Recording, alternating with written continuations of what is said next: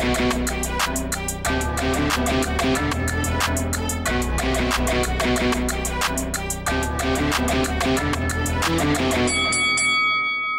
guys, welcome to Boxing Squared for boxing news and views from around the internet.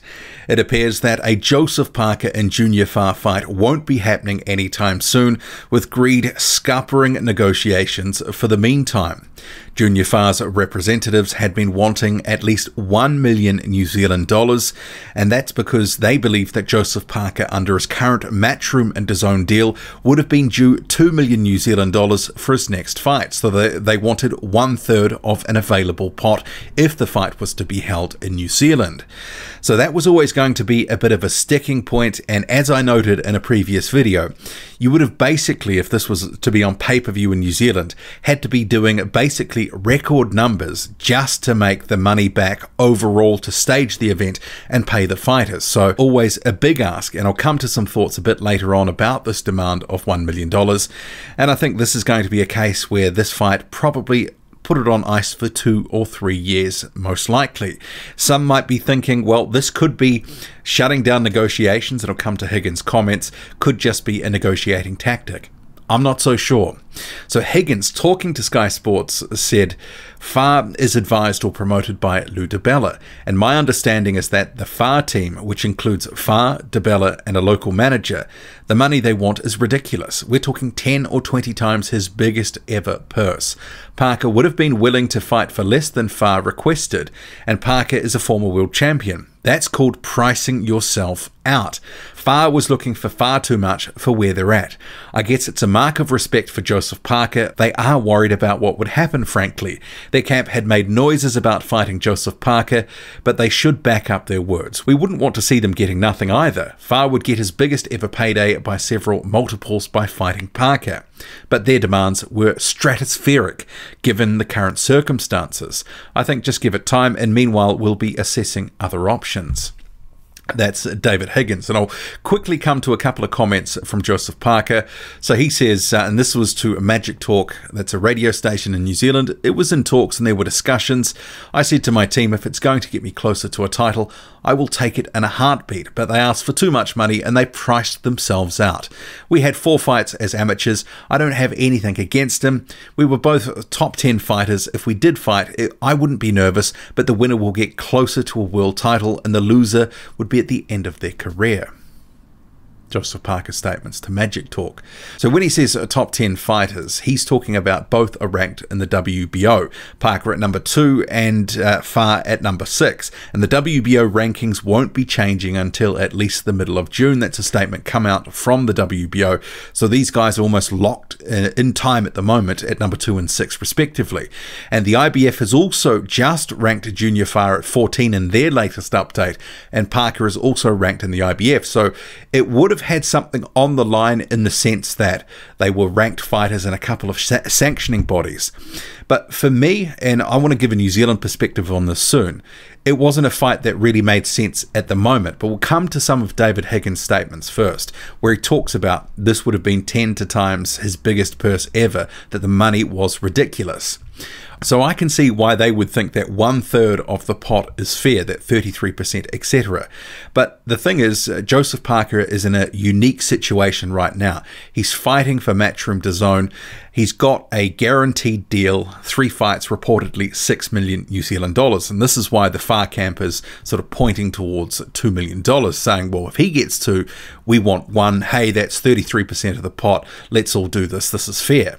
So you can make that case, but Parker has actually worked to a contract to get that. Remembering, he's gone through the levels. He's beaten contender level fighters.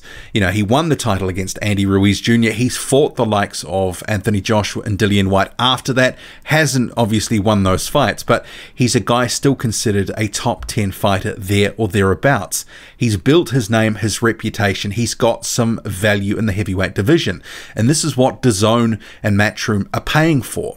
Whereas Junior Fa, currently at 19-0, the biggest step up on his record to date is Devin Vargas. And at this point in an unbeaten prospect's career, you'd be hoping that you'd be progressing a bit faster and further. And for Junior Fa to really demand $1 million or his team, that really is a lot to ask for, given his resume is quite thin overall. Sure, he's a big unit, he's got talent, he can punch, but you know, the thing is, he hasn't worked to a level where you can sort of go, I want $1 million. It's just not realistic at this point with his record. And I've been saying for a couple of years, and Junior Fa's a great guy.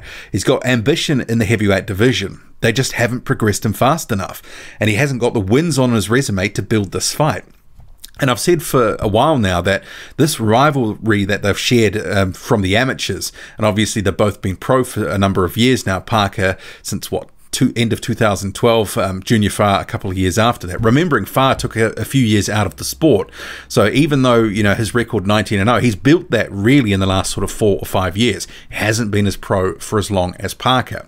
But you look at some of this and you kind of go, does this make sense? And just as a fan, I'm just like, I can't really see it. And I understand why they want to ask for $1 million, and it's the risk versus reward equation as well. But at the same time, for the resume and what they're asking, greed is sort of bearing out here from the Fa camp. And I think, you know, there is a signal there as well for asking for so much, as Higgins sort of says, that are they really confident in backing Junior Fa to go in there and win that fight? I wouldn't have thought so. And at this point in their development, I mean, I think Parker would be a heavily backed favourite. And this is the thing about this rivalry, that they haven't really built it in recent years. There's been a bit of talk of it on and off, but nothing sustained. There's been no real building over it over any length of time.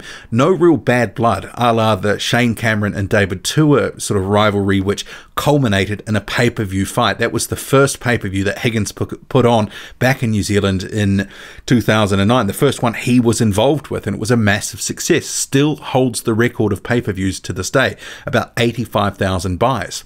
And a Parker and Fa fight would have to have done something close to that to really sort of recoup the money that would have had to be paid for, you know, for purses and all that sort of stuff. And you're talking about a fight where I've just mentioned the rivalry hasn't really been built. Junior Fa hasn't done enough to build his resume, which means he hasn't built up enough sort of name recognition with the New Zealand public. It's not a household name for most people. Joseph Parker is. He's a clear A-side in this fight. Junior Fa's got a lot more work to do. And when we're talking of this fight, and this is the New Zealand perspective, when I've seen others from overseas talking about, oh, well, it's a domestic dust-up in New Zealand, Fa and Parker, you know, rivalry from the amateurs, it'll be a well-supported local fight, that sort of thing, it sort of discounts the fact that people don't really know who Fa is. People haven't been talking about this fight. It's not something people have been building towards or looking forward to, because it's not something that's been on the radar. And you have to remember, Joseph Parker really hasn't been as relevant as he was, say, a couple of years ago. He lost a couple of fights in a row, Joshua then White, and he's had 3 tune-ups since.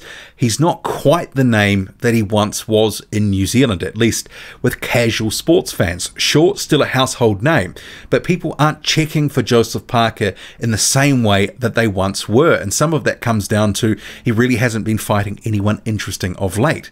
So this sort of fight, Parker and Fa, you know, initially when I look at this, I go, is this really going to do good numbers? They might be able to bang this up into something and talk up that Junior Fa's unbeaten, they're ranked in a couple of sanctioning bodies, yada yada yada, but it's going to be a much tougher sell than before, because at the end of the day, Junior Fa is untested really at the top level. He hasn't had a fight, hasn't gone life and death with someone regarded as a top contender or anything approaching it, Devin Vargas being the best name on his resume.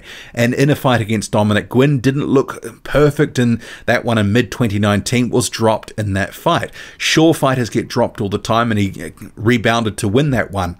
But Gwynn was, what, 44 years old at the time. Fa needs the bigger and better test before a fight like Joseph Parker. There is levels. Fa isn't quite at the same level. And this is why I believe this fight is more of a end of the career, say in 2 or 3 years time, when Joseph Parker, because he's talked about fighting till just 30 or 31, he's 28 now.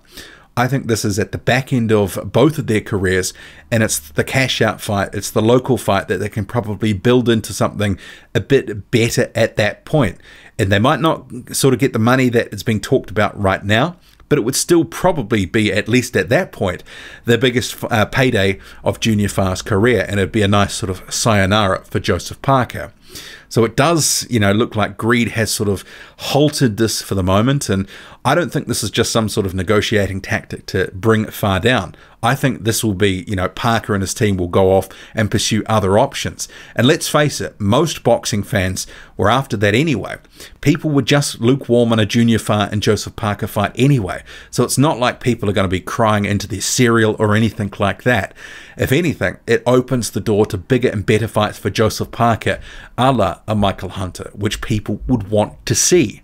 What do you make of it all? Drop a comment, loud and often, hit like, hit subscribe, follow me on Twitter, boxing_squared. I'm out.